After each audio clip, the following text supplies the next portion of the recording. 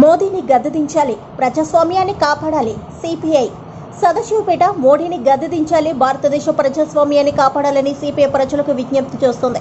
కులాలు మతాల మధ్య చిచ్చుపెట్టి వైషమ్యాలను పెంచి పోషించి రాజకీయ లబ్ధి పొంది ప్రజల చెవిలో పువ్వులు పెట్టి ఓట్లు దండుకొని మరోసారి గద్దెనెక్కాలని ఆలోచన చేస్తున్నారు.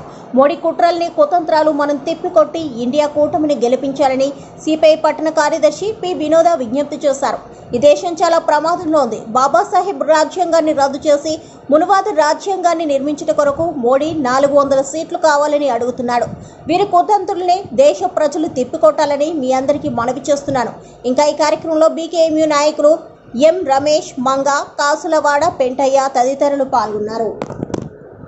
మోడీ వచ్చిందంటూ మనం ఇప్పుడు ఎంత విచ్చలవిడిగా రోడ్ల మీద తిరుగుతున్నామో అప్పుడు భయపడకుండా తిరగాల్సి వస్తుంది. కాబట్టి మిత్రులారా, మీరు ఏదేమైనా కానీ ప్రభుత్వానికి గద్దె దింపి, టీఆర్ఎస్ ప్రభుత్వాన్ని గద్దె దింపి కాంగ్రెస్ పార్టీని గెలిపించాలని చెప్పి, మోడీని గద్దె దింపాలని చెప్పి, కాంగ్రెస్ పార్టీని గద్దెక్కించాలని చెప్పి హస్తం గుర్తుకే ఓటేసి అందరూ భారీ మెజార్టీతో నీలమ్మని గెలిపించాలని కోరుకుంటున్నారు. గత 10 సంవత్సరాల నుండి నరేంద్ర మోడీ ఎన్నో హామీలు ఇచ్చిండు. ఇంటికో ఉద్యోగం అని చెప్పేసి విద్యార్థులకు చెప్పిండు. అలాగే మహిళలకందరికి కూడా న్యాయం చేస్తానని చెప్పేసి అన్నాడు. కానీ 40,000 మంది మహిళలు ఆత్మహత్య చేసుకుంటున్నారు. అలాగే చాలామంది విద్యార్థులు కానీ మహిళలు కానీ ఎన్నో అత్యాచారాలు, అన్ని వేధింపులతోటి చనిపోతున్నప్పటికి కూడా ఏమాత్రం కూడా ఆయన మోడీ గారు స్పందించడం లేదు.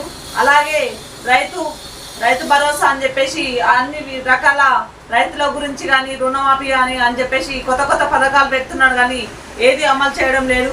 ఇలాంటి మోడీ గారు మళ్ళీ తిరిగి కనుక వస్తే, ఎలక్షన్లో గెలిచి మళ్ళీ వస్తే మాత్రం కులపరంగా మతపరంగా చిచ్చులు పెట్టి అందరూ కొట్టుకొని చచ్చిపోయే అవకాశాలు ఉంటాయి. కాబట్టి ఏదేమైనప్పటికీ మోడీ గారిని ఈసారి గద్దెదించి నీలం మధు గారిని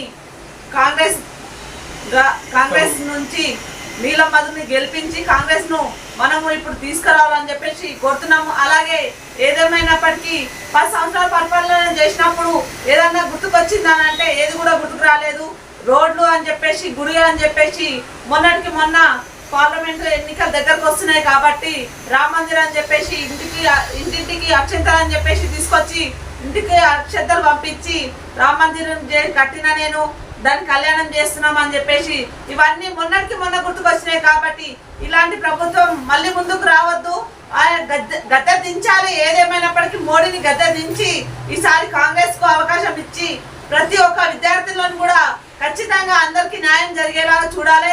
ఎందుకంటే మొన్న వచ్చినప్పటి నుంచి ఆల్రెడీ ఒకటి కాగానే 6 హామీలు ఇచ్చారు. కాంగ్రెస్ ప్రభుత్వం ఇచ్చినప్పటికీ ఆల్రెడీ కొన్ని అమలవుతున్నాయి, ఇంకా కూడా అమలవుతాయి. అలాగే చదువుకున్న విద్యార్థులు కూడా బస్తీ దవాఖానలో కానీ మామూలుగా ఉద్యోగాలు చేసే వాళ్ళకు కూడా పర్మనెంట్ ఉద్యోగాలు ఇచ్చారు. ఎందుకంటే ఆల్రెడీ మొన్న 3,000 ఉద్యోగాలు ఇచ్చినప్పటికీ గాంధీ హాస్పిటల్ అని చెప్పేసి ఉస్మానియాలో కానీ, నిమ్స్లో కానీ, నీలఫర్లో కానీ చాలా మందికి ఇచ్చారు.